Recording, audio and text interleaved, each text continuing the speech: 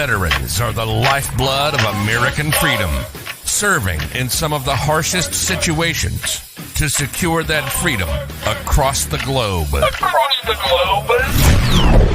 This is the Lounge with Legends show, celebrating their transformation from battlefield to business.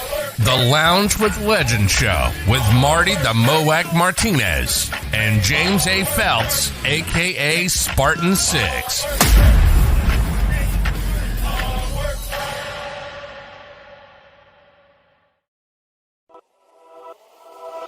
Welcome to E360 TV, the live streaming and on-demand destination for influential voices and enlightened audiences.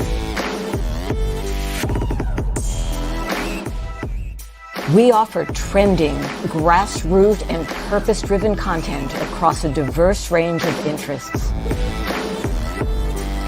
E360 TV is more than just watching programs. We offer the ability to interact with live shows connecting audiences to real, authentic influencers and storytellers while streaming to millions of devices.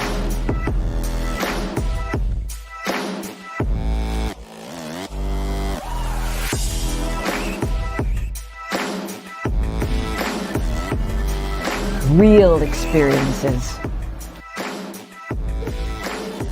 Raw conversation. One destination for it all. E360 TV.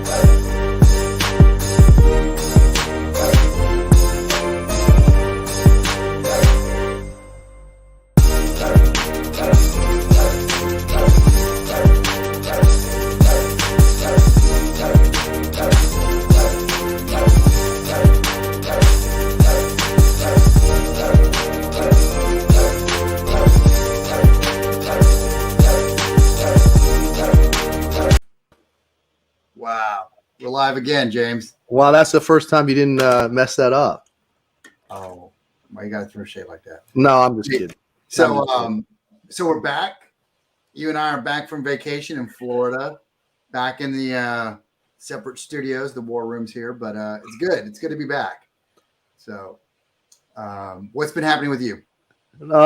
Just recovering from a Disney trip. You know, that's one of those trips that you recover from.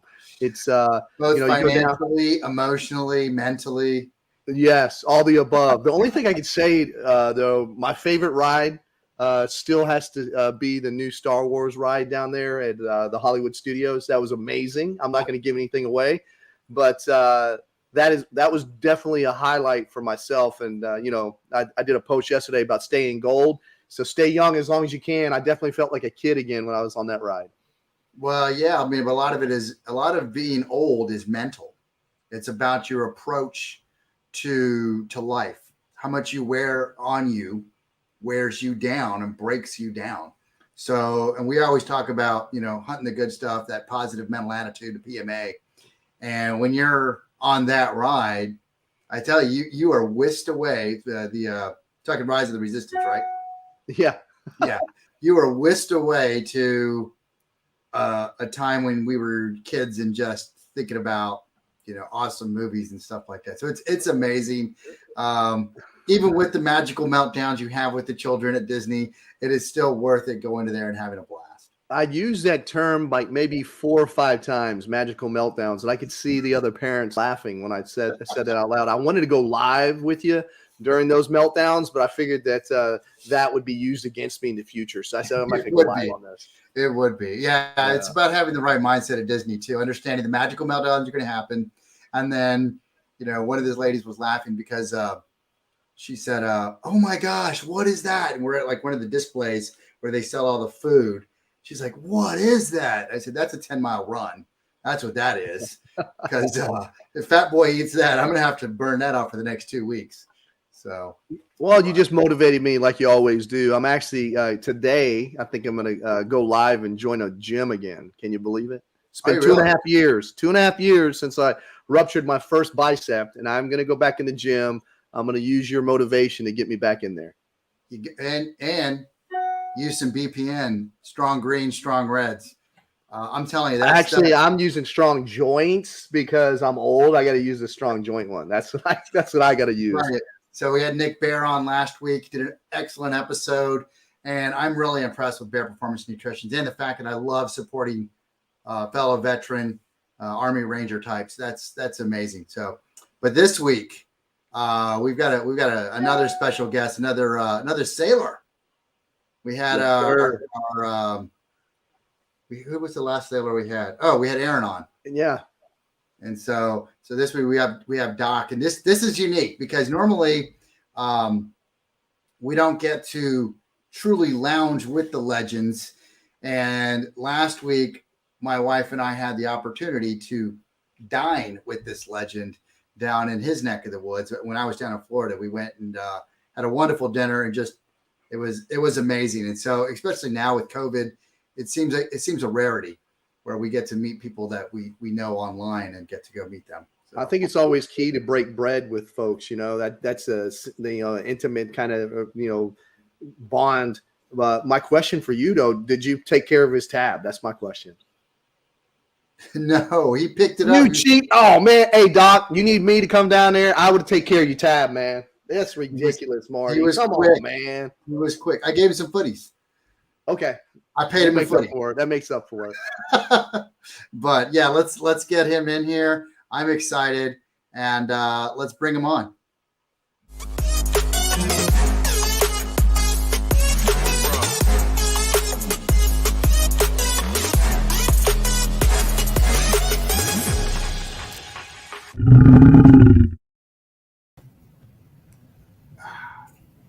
He loves that. I told you he'd mess it up, Doc. I said he would. I'm excited. Welcome into the lounge, Doc, and thanks for being here. It really was. I mean, those that don't know you are going to watch this interview and be like, man, this is fire, because it is what you've done and what you're doing is so amazing, and that's why we had to reach out to you and have you on here. But yeah, go ahead. Sorry. No, so two things, man. I'm absolutely stunned silent, which is I'm rarely at a loss for words, brother. I could talk for days, but I'm in the lounge with Moac and Spartan 6. Are you serious, man?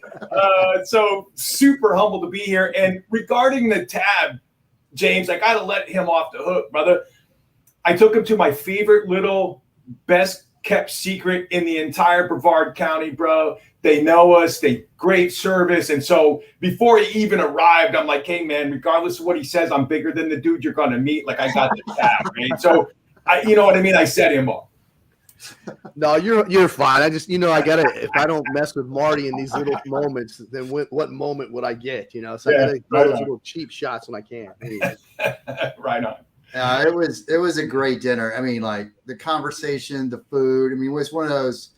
It was a perfect evening. It was awesome, and it was Florida, so you can't complain. And the kids were with the grandparents. So what I liked is I didn't have to worry about chicken nuggets and French fries.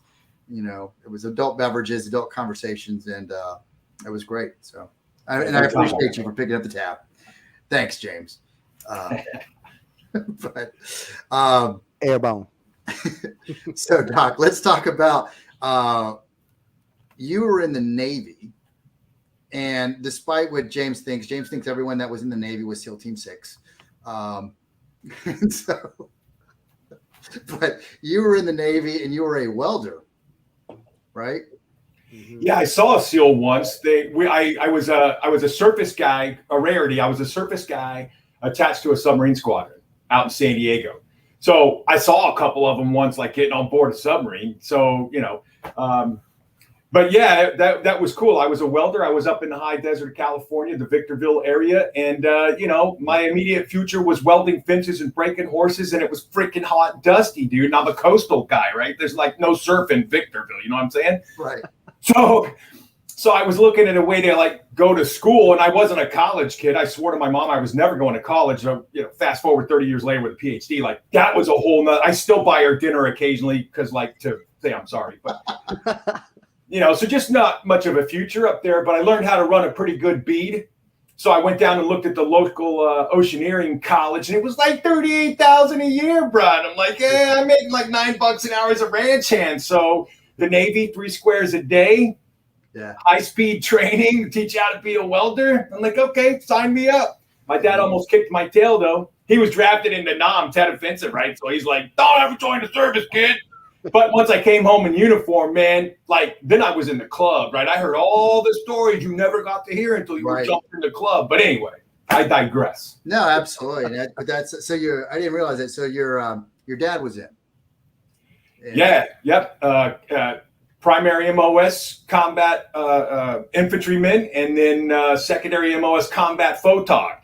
So, he got to engage on the front and the back. And I think that's really what kind of, in the end, would end up, eating his lunch is just, hey, man, we need to confirm body count, right? Get in there with that camera. Bang, So anyway, yeah, good man. Good man.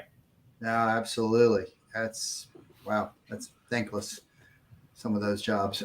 So did that have an influence or role in you going into the Navy, or is it just by happenstance? Well, so I don't know if I can say ass on like live TV, but I called him and said, Dad, I just joined the Navy. And like there was silence. It felt like minutes, right? But it was probably seconds. I said, Dad. He said, boy, next time I see you, I'm kicking your ass. I have told you your whole life not to grow up and join the military service. You are now Uncle Sam's. And that's all he had to say about the whole thing. And I would go off to boot camp, whatever, and didn't see him until I came home. But I came home, showed up in the blues, walked up the steps. He was a little bitty dude, and he picked me up off the ground and gave me a hug like I hadn't had in years, man. So you know what I mean? Like it was I was now in the club, right? And he would share stories. We stayed up that very first night, man. He told me stuff well into the night that was just insane. So yeah, he had a big influence on me. So he was a Spec 4, right? So I would definitely strive to achieve a rank greater than he was, just because he was my hero, not because I was trying to outdo him. But right, I spent most of my life even kicking my tail at everything, chess, golf, whatever, right? So, and then he really would have a big impact on growing up to be an entrepreneur.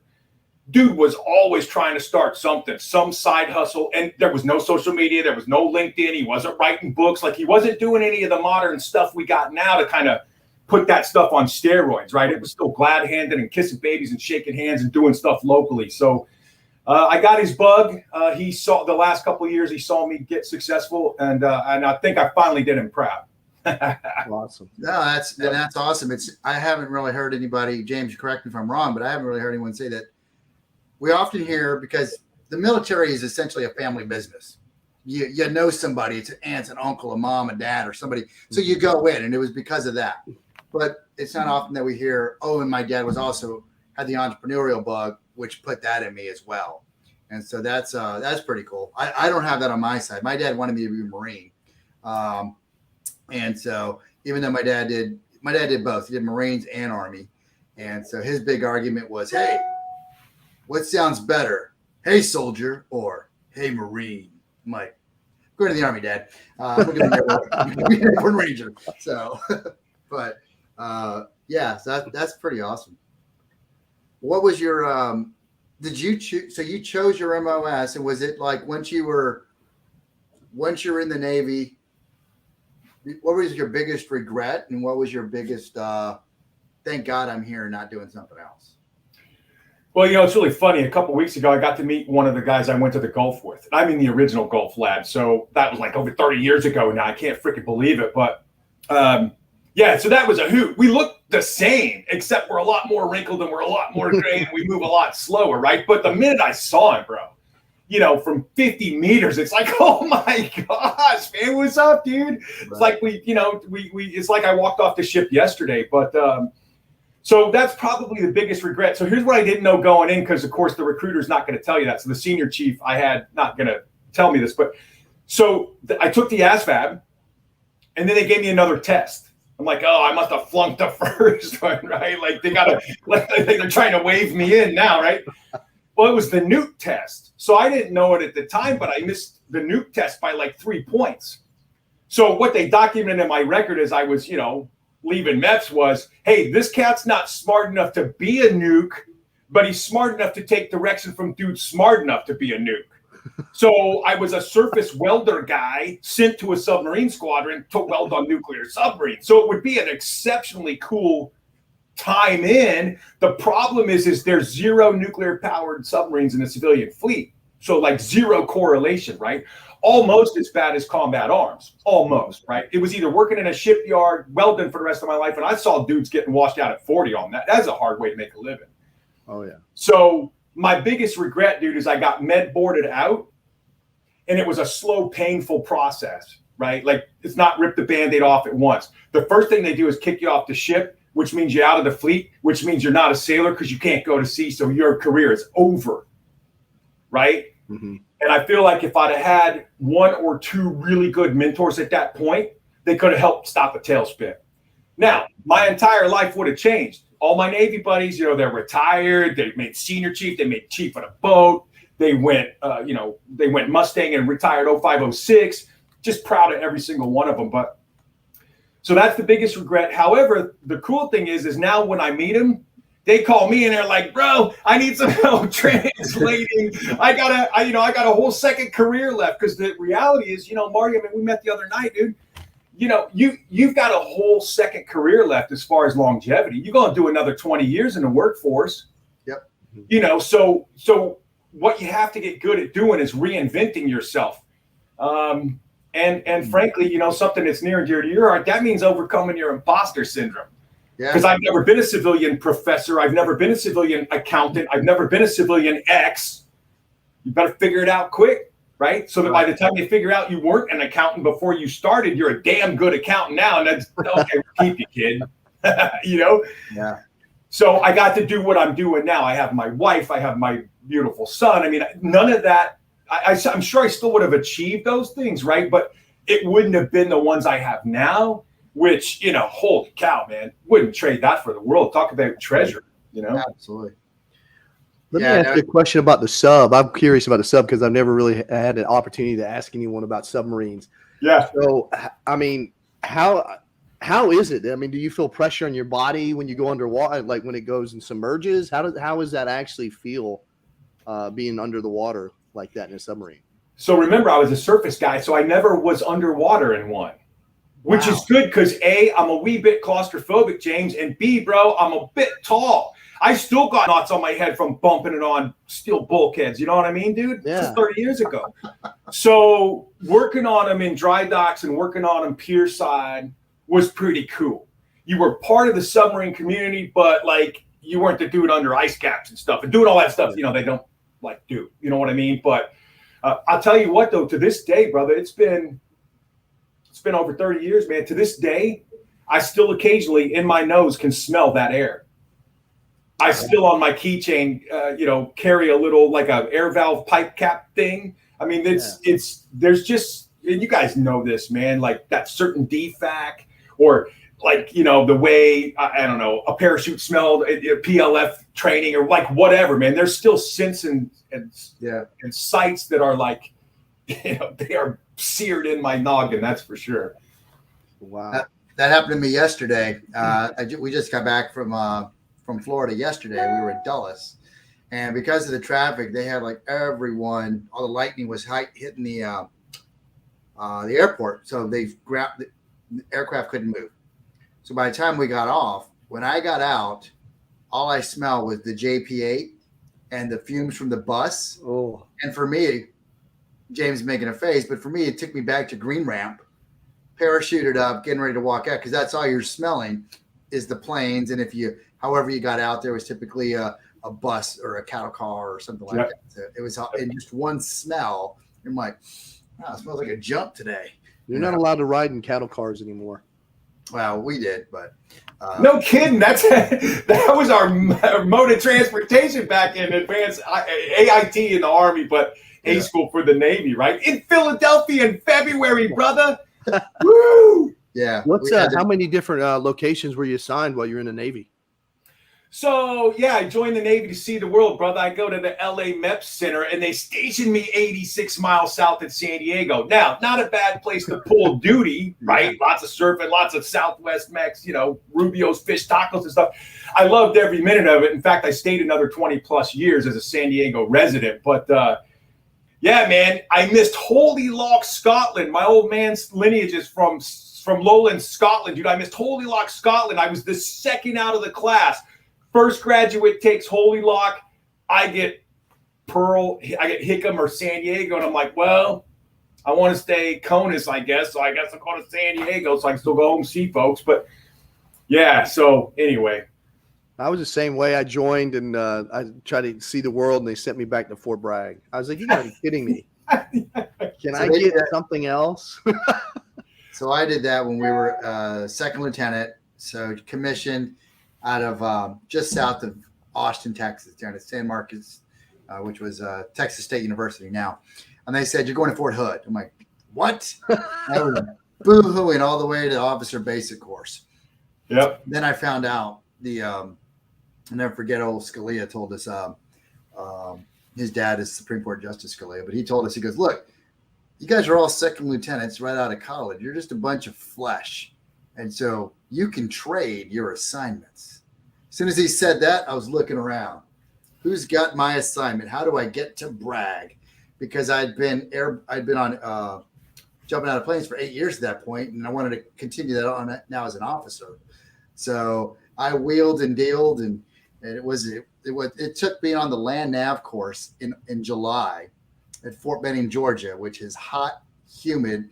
And I found the guy that had the Bragg assignment. He was literally taking an IV on the land nav course. And I go, dude, why do you want to do this? This is all we do at Bragg. He's like, I know. I was like, why don't we trade? I got Germany. At that point, I traded to Germany. I said, I got Germany now. It's cooler temperatures. You can ride into battle rather than jumping and walking into battle. He's like, let's trade. So while he was getting an IV, we were able to trade. So that's I've never heard that story before. You mean I would have had somebody else? I could have been their boss instead of you? This is true. Yes. So you caught him when he was a wee bit delirious, Marty. That's I got it. That's not right. That's not right at all. He was. Hey, I ran into him in the captain's career course, and he was happy still. Yeah. Good. I just got back from OIF1, and I ran into him. I was like, okay, he's either going to hug me or punch me. We'll see how this goes. He's like, Marty. So I was like, okay, cool. It worked out. Everyone was happy. So, Doc, what was your favorite Navy moment? What was your favorite moment that happened to you while you're in the Navy that you still think about every day? Or is there too many to even account? No, there's one dude that just sticks out, but I got to give you a wee bit of context before I answer it. So I go surfing. I live a block away from the ocean. My office is a block away from the ocean. My office is 8 blocks north of my house. I mean, I've engineered the life I wanted, being close to the ocean. So when my boy and I go surfing, we do dawn patrols before work and school and stuff, right? Do some dad-son bonding. There's often dolphins, in just 6-8 feet of water because it's Florida, right? The beach goes out for a long way. So we see dolphins quite regularly. And I live on the barrier island. So you see them in the river under the causeway and you see them in the coast. So anyway, there's the modern context. And this is over 30 years ago. And to this day, I can still feel the sunshine and smell the salt water and whatever. So I got like the 4 to 8 watch, dude. And you remember those days. Those watches suck, bro. Like 12 to 4, 4 to 8, like it just doesn't matter. I'll flip a coin and you have whichever one you want. I'll take the other one. So we just opened the weather decks, right? Because the sun is up, it's daylight, whatever. Nobody's up yet. They haven't belled reveille, like nothing. And I'm out walking the weather deck, right? Ships, I don't know, 1,100 feet long, whatever. So I'm up on the main deck, and I'm up in the bow now. So I've walked up in the bow, and I'm just kind of like, running on coffee and fumes. And I realize as I look over the bow with the sun, coming up and like warming the place. There's a pod of dolphins, dude, like running the wake. And I just got goosebumps thinking about it 30 years later. I've never seen anything like that. You know what I mean? And it was just like so surreal, right? You're on a deployment. You're playing defend the, you know what I mean? Like you're focused on a lot of other stuff. And then there was just complete, nature moment. I was like, wow, man, this is insanely cool. So yeah, it was cool. And plus, as a surfer and a fisherman, if you see a dolphin, that means there's no sharks. From a luck perspective, right? So, it was just so I like dolphins. So anyway, it was cool. That was the moment, dude. One of them. I'm very when it comes to Navy, I've already showed my intelligence with the Navy with my question about the submarine. So I have zero knowledge of the Navy, to be just transparent. So that's a great story. I didn't even put that together when it came with the dolphins, but that's actually. I didn't even think about that with the sharks, but. So you ready for a quick Army story from a Navy guy? Yeah. All right, so check this out, right? So I'm an ROTC San Diego State as a 32-year-old. I'm at every freaking waiver you can get, right? I'm in the California Guard, and I get promoted at work. And so my boss is like, hey, brother, you can't play soldier anymore. So I had to go to OCS, and I'll never forget my major, my battalion commander saying, don't go to OCS, kid. Stay here and graduate, get your commission from us. But I never listened to smart folks, right? I always got to do it the hard way. Go rub my head against the wall until I wear a hole in it, right? So I go to OCS, and I would end up washing out of OCS. But while I'm there, 9/11 happened, so I'm activated. So now we're going to go secure Lindbergh Field. So now technically we're Title 10, right? Yeah. And all that stuff about, hey, bro, you better do height weight. You better exceed PT standards. Like it was instantaneous. Like you're not in the Guard, bro. Now you're Title 10. You better behave like it, handpick, compete for it, whatever. It was a really cool detail. And so we're out processing. We're up in LA. We're having, scotch and cigars and stuff at the bar. And the specialist comes up, and he was a LERP guy, right? He comes up. He's like, hey, Wright, somebody just told me something, bro, that I can't believe. And remember, I told you I suffer from imposter syndrome, right? So I figured, hey, if I'm going to be Army, and I never went to Army basic, like that ain't a bulkhead, man. It's not a head. It's a latrine. Like I better act Army. I better shoot good. I better run fast. I better be able to crunch push-ups. So I did all that stuff, and I was trying to be, exceed the standards, right? You guys know you were officers. And he's like, bro, somebody told me you were prior service Navy. Is that true? And I was like, yeah. It's like, get out of here, man. I had no idea. You'd have never been able to tell. So I don't know if that was a compliment or that he was busting my chops or whatever. But yeah, it was just, again, that was a cool moment of service too, because it was like, wow, man, I just had the full experience of two branches. So anyway, so from somebody I considered high speed, right? Oh, that's awesome. So anyway. I'm still trying to figure out the Navy rank, to be honest. I would have never made it. Out of the first day, they'd been like, you were in the Army? Yes. Air Force is the one I struggled with, brother. Yeah, I can understand that too. So you got out and you didn't immediately become Doc Wright, Vets2PM guru, the doctor of PM. What transpired after you left the service and became where you're at today? I became the lost chucklehead, dude. I couldn't speak business. I couldn't talk to civilians in terms of value I could bring them. I was a hard charger. I was consistently recognized. I was, but I was a pain in the ass, man. I was a young kid and I needed lots of mentorship and guidance. Yeah. But I was a hard worker. You point me in the right direction, wind me up, dude, and I'll go break down walls to get stuff done. But I didn't know how to talk. So I could talk lead this and lead that. I could talk follow this and follow that. And I could talk Navy, nuclear propulsion, and welding. That's what I could do. It was all trades. Right.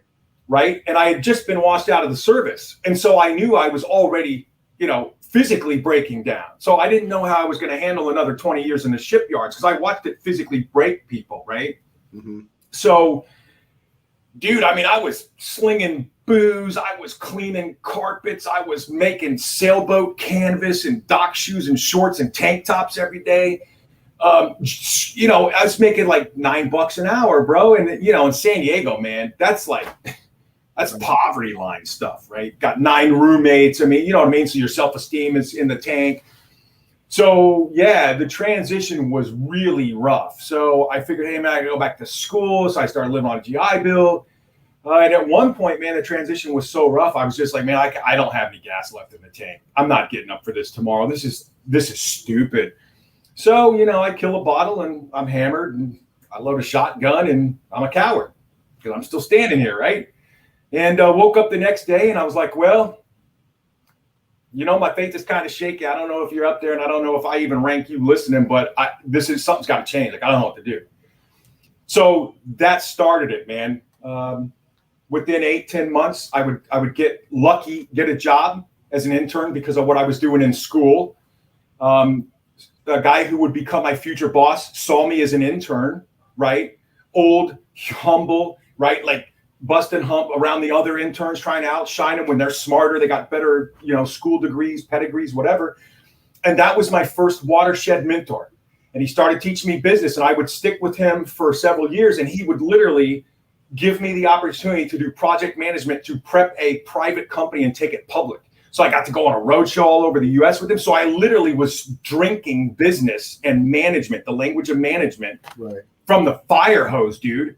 I knew what a P&L statement was. I knew how they calculate stock price. I sat in the room with bankers. He didn't want me to speak, obviously. I just took notes. But you know what I mean? Like that really was kind of the first eye-opening moment of where, I think I got it, man. I want to be a business guy. This stuff is fun. The adrenaline is amazing. Like, and you mattered. That's what I was missing in my transition, bro, is I didn't matter anymore. I didn't have a mission. Nobody cared who I was. I wasn't hull technician, second class, anybody. I was Eric Smuckatelli, bro. Like, you know, worked in the basement with my swing line stapler. Right. You know what I mean? So once I found like that purpose, that mission, it mattered. Hey, this is Eric. He's running our project. Like, bang, like the self-esteem, the self-confidence started to go up. And then from there, I would go from private sector. I would go into DOD civil service. From there, I would finish a PhD and get recruited away by university. So I would go be a Department of Business chair and college professor. And then, you know, imposter syndrome, right? Just like never getting a commission in the Army and never passing the test. Could I have passed the test on a deployment? I don't know. I never got to take the test. It's like, hey, man, you're teaching all these cats business, bro. You don't even know if you could run one. So I left university, started a business, $500 in a vision, and here we are. Later, it's spawned several, you know, multi-million-dollar companies, several best-selling books. I started a nonprofit. Like, learning to translate what I could do into something a civilian could understand, right, changed my entire life. Right. That's a powerful message, man. Ooh, I love it. Yeah. That just in that, I don't even know, 2 minutes fully encapsulates, Eric, why we started Lounge with Legends and why we started Joint Task Force 214. Amen. And because we talk about and this isn't a ding on SFL TAP and the other programs. They're doing what they're chartered to do, but they prepare you for transition. And as I say, the transition in the military starts at the MEP station and finishes about that time you get your BDUs, camis, whatever you call them in your service. That's where the transition stops. The transformation to soldier, sailor, airman, Marine, and Coastie is when you get to that professional military education, your basic training, your AIT, your A course, whatever it is. That's the transformation. That's when you get your brain housing group prepared to now leave your civilians and now you are in the military.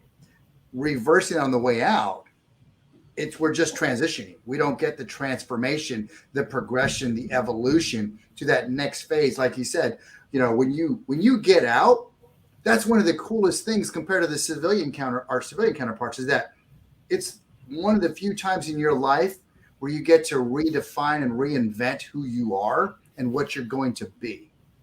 And that's what's huge. And that's where we want to get into that brain housing group, why we talk so much on imposter syndrome, because even in the military, there was a jump I wasn't on, a raid I wasn't on. I wasn't even if you're a Navy SEAL, well, were you SEAL Team 6? And if you were SEAL Team 6, did you actually go on the Bin Laden raid? And did you do?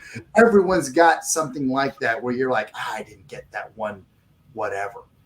And I think once you transition from the military, there's a lot of opportunity to have that imposter syndrome where you fake it until you make it.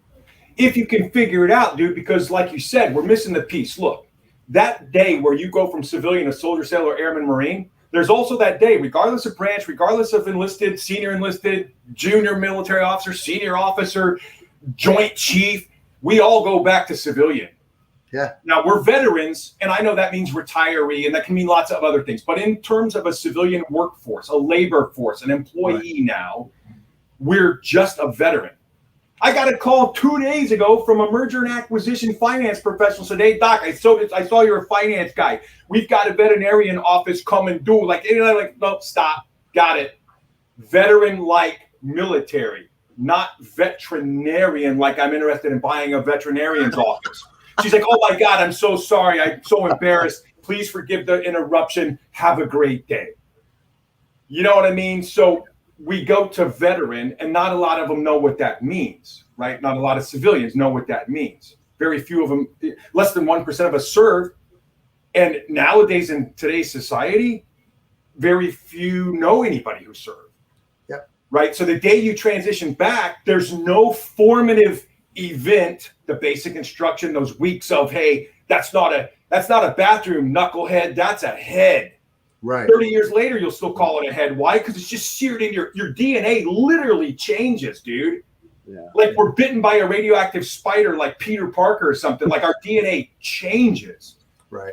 So that's why I wrote the book after helping 4,000 guys and gals. Like, dude, I can keep saying this over and over and over every time I meet one, or I can just write it down in a book and hand you a book next time, right? We got a textbook now. For us, it was the Blue Jackets manual in the Navy. We got a textbook of instruction. Here's what the terms are. Here's what the beliefs are. Here's what the customs are. Here's what the norms are. Here's how you behave as a soldier, sailor, airman, Marine. TAP gives us, like you said, the transition. But that's it. There's no event. That's why we started our DoD Skill Bridge program. That's why I wrote the book. Now there's an event with a book of instruction. You get 90 days of headspace and timing to try and figure it all out, right, before you get thrown in. Because the current process is like this. And I didn't make this up. I heard it from somebody on a podcast. The current process is we drive the Humvees up to the front of the gate. And this is what I felt the day I turned right off of the Navy base for the last time. I had no green ID card. I had a DD-214, and I was still wearing full dress. But I was out of uniform because I'm a civilian. Like in that split second, I was like, I just lost my entire identity. And I wasn't self-aware to figure it out and get better. I was just aware enough to be scared to death now. I pulled up to the front of the gate. I was haze gray, brother. They spray painted me yellow, and I turned right onto the civilian street. They told everybody I was a school bus and not a Humvee. That just doesn't work for most of us, man. Like, it's got to be a little bit more. That's why before they roll me into a hole, brother, Department of Labor, this ought to be in every TAPS class as the textbook. I'll help you out. I'll give you bulk discount. Promise. Call me. Go. Hey, let's get into that. But first, let's take a commercial break real quick. We're going to talk about, we're going to show you footies, and then we're going to get into, not footies, triple nickel. And then we're going to get into this next segment after you've progressed. So stay with us.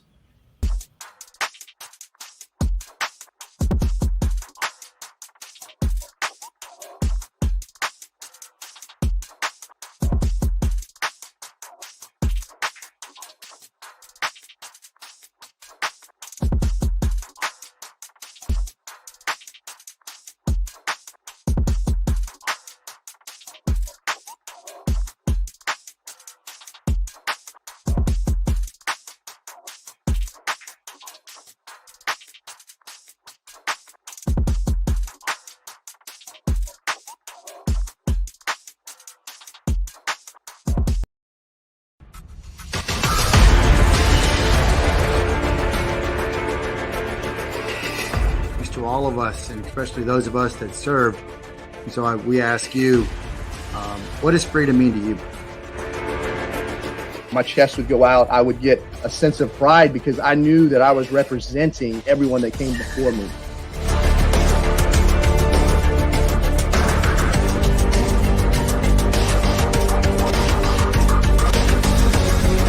So I guess my thing is, don't be so quick to judge people by a book by its cover.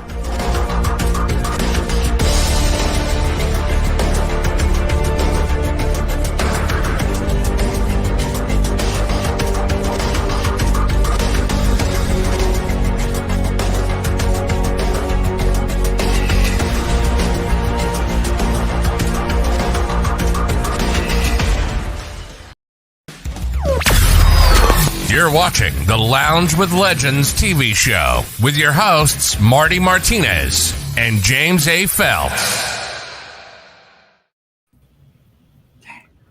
Man, thank you. Some sort of magnetism, but hey. I love that when you do that. It makes me feel good. So now we appreciate that, and take a quick break so Eric can hit the head, and I had to throw that in there. But so that was a terrible joke, by the way. Okay. But so you keep showing this book, which is an awesome book, How to Speak Civilian Fluently, Improve It with Your CM Credential. And I got this book just the other day, and I appreciate it because Eric handed this to me and it was autographed. And I started reading. You just have to rub it in, don't you? You can't, you just. What did I mention something? Oh, that it was autographed. Sorry. Yeah. Sorry. That it was. I'll get mine soon, Eric. I'll be down. Hey, we'll be down in Florida, and I'll get mine signed. Right on, man. But I love this book, and I think you're right. It is, there's two books that I recommend. This is the other. This is one, and the other one is What Color Is Your Parachute? But great books because this is that transformation. And then I guess the third one I recommend to people is always Never Split the Difference by Chris Voss. You want to nail it. You want to nail your interview. Treat it like a negotiation because that's what it is. Amen. Mirroring, labeling, all that stuff. Just give it back and put it in there. I learned that because I was the negotiator in Iraq for 18 months from 07 to 09. And so now it's just second nature for me. But that's how I did all my interviews when I was looking for a job before I created my own with James. But this book, what inspired you to write this? You said that you kept telling the same story over and over, but is there more to it? Or is it really that easy, that simple? It is that easy. And in fact, I answer that question in the book, Marty. So here's a wee bit of context real quick to set the home run that's coming up, right? So here's the reality. So I'm at university, and every student's success mattered to me, right? I mean, I taught because it allowed me to give back, right? If I can help you advance your career or start a new career, or you want to be a finance guy, or you want to be an accountant gal, or you want to be a project management guy, I mean, I can help you with that, right? I've done it in private sector. I've done it in civil service. I'm teaching it now. Like, I can help you. So, but, student veterans always held a special place, right? Like, we started a student veterans chapter at our campus and stuff like that, right? Because, right. I mean, at the end of the day, yeah, I'm the professor, you're the student, but you take those hats off, bro, it's cloth. It's heart to heart, right? Like, we're in the same veteran mafia, right? Yeah. So I helped the veteran students learn to speak in the dialects of general management. So I taught all the business classes, but think about this. You're a first sergeant, you could probably make a good living as a human resource professional on the outside of the civ div. Yeah. You're a standards and compliance evaluation guy or gal running the shop for the Air Force out on the flight line. You can make a great living as a code enforcement official in your local community, right? Doing a job that really matters and pays exceptionally well. So there are correlates out there, but you got to be able to speak that language. So I would kind of career counsel them. Hey, man, what did you like about your time in service? Well, I really loved being a first shirt. Cool. That's HR. Let's go get you an HR certificate. Learn to speak. First, you translate, right? So, for example, a mission. You guys, a mission, right? You're going to go snatch a bad guy. There's no civilian correlate for that. Even if you're a SWAT team, Leo, right? There's no, you had a scope. Which HVT? By which deadline? From which battlefield? Okay, you had a schedule. Right. Commander's intent, right? You had a budget. Now, even if it's just pay grades of the different ranks of guys and gals serving with you to help you do the mission, that's still a budget. You still had boxes of bullets and boxes of Band-Aids and boxes of MREs. Like, you add up the dollar signs that the quartermaster spent, bro, that's your budget. Yeah. You still had quality standards. Everybody expects the mission to go down like this, and, the pilots and the ground guys and the comms guys and whatever.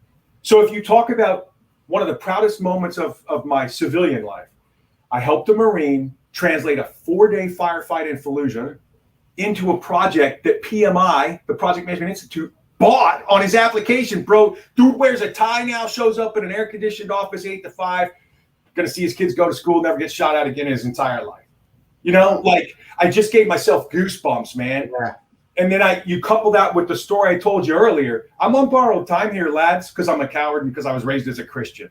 So every day I wake up, mission is simple now. Can I help one vet avoid what I went through? If I can, I paid my rent for another day on the rock. Yep. Right? Absolutely. So I learned this concept I would develop and call provable fluency in the book. I'm going to teach you how to translate in a dialect of management that a civilian understands. And I'm going to teach you to prove it with some credential from a third-party institution.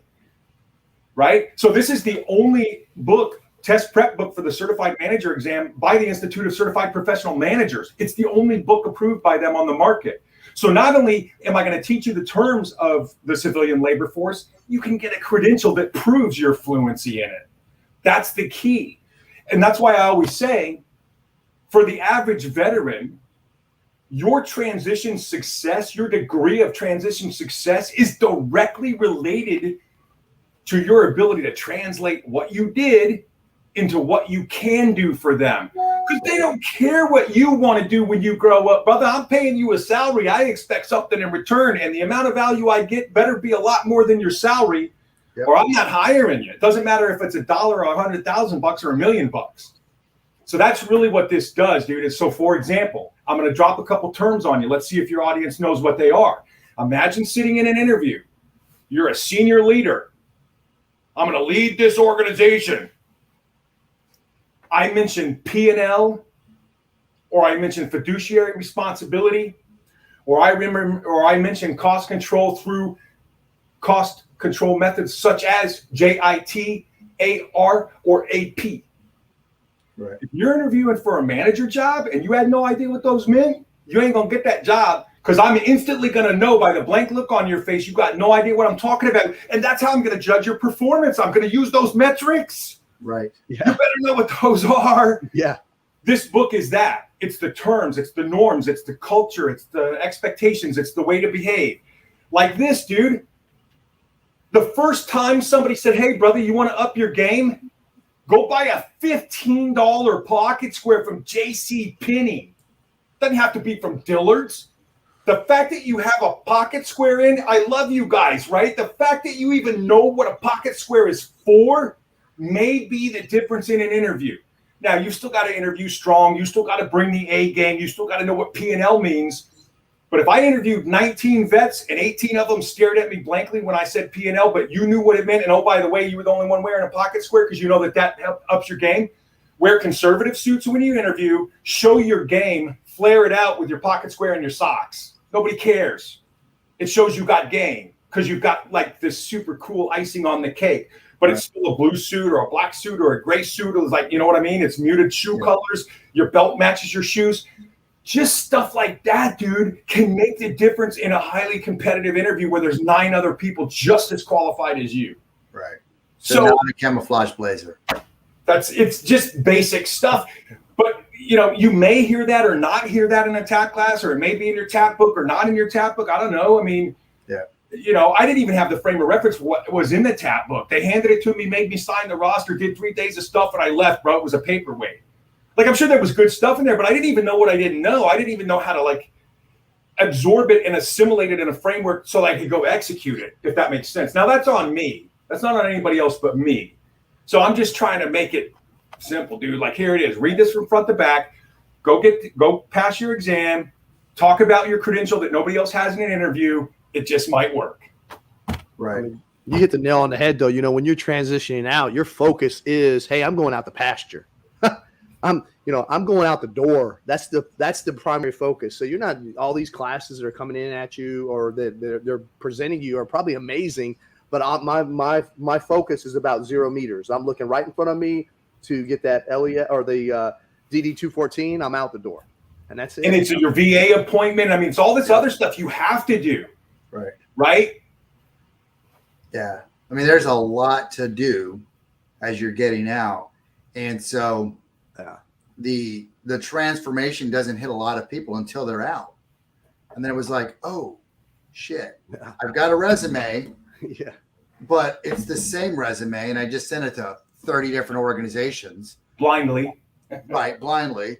Didn't understand the purpose, the point of a warm intro. Don't understand all of those little things. Again, there's so much to that. And I think that's what, when we talk about veteran suicide rates and all that, I think it's because part of it is, a large part is obviously the war, but the other part is once you get out, like you said, you left the Humvee, now you're a school bus.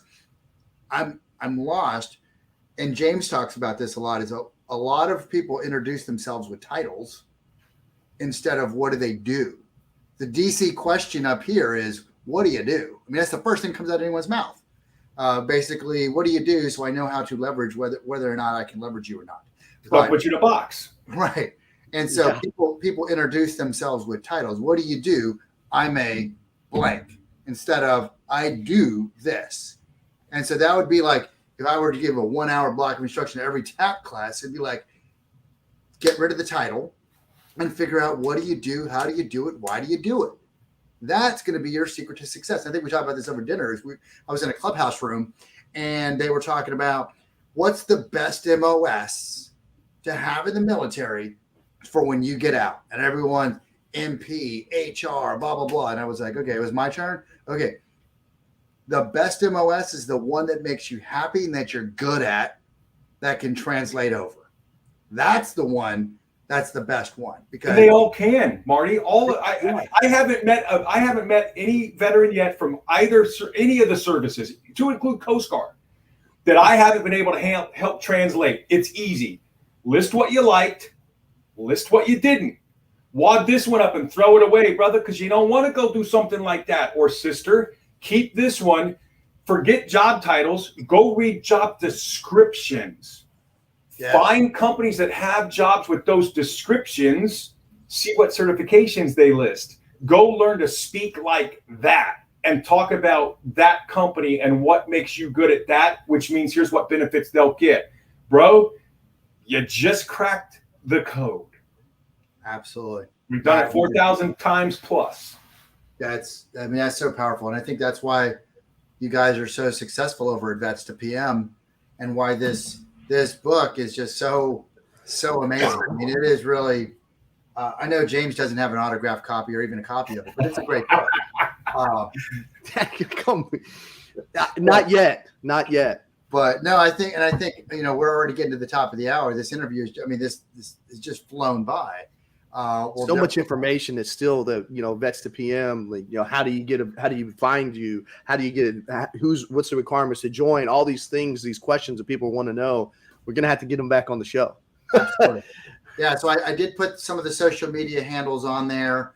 If you're looking for him, he's on, I put his Twitter, Eric's Twitter, LinkedIn, all his Facebook stuff on there. So you can find Doc Wright and Vets2PM. Highly recommend, especially if you are a transitioning service member.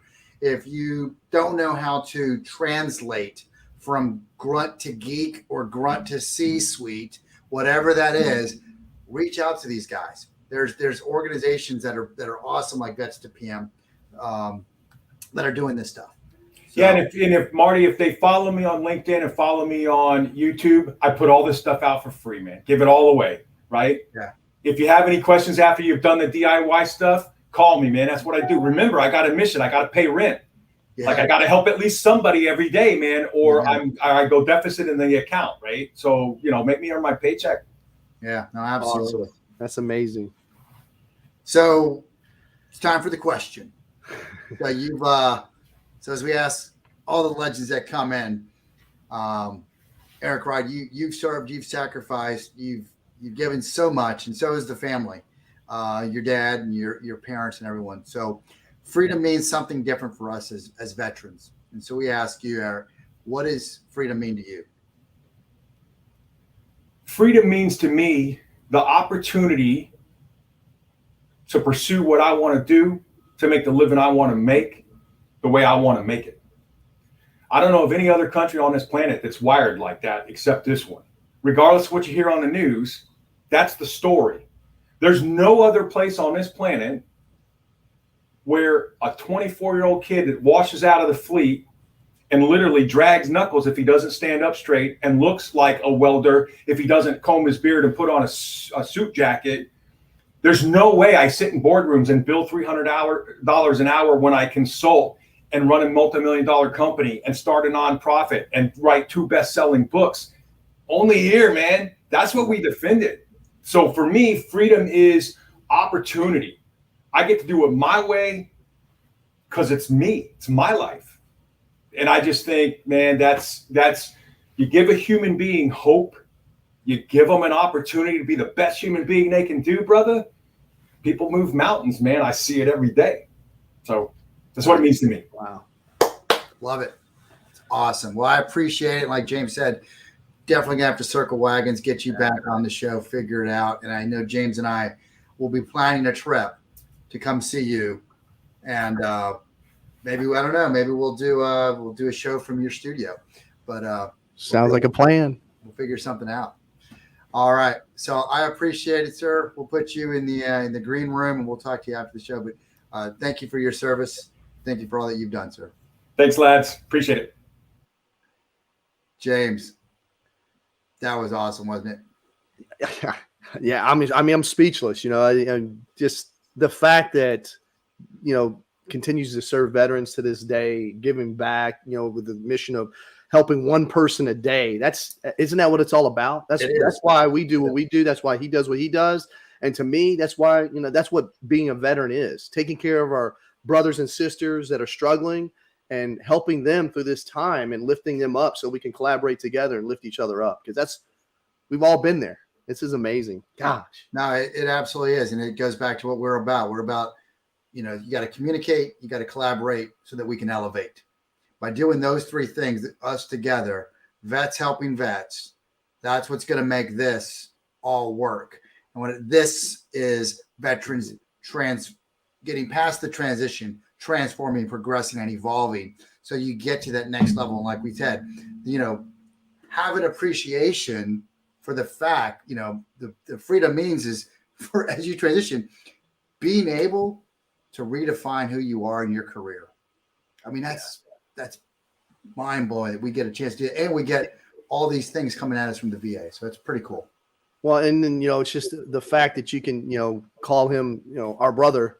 It's just amazing. I mean, what he's doing, I cannot say it enough. It's just gives you goosebumps, right? Yeah.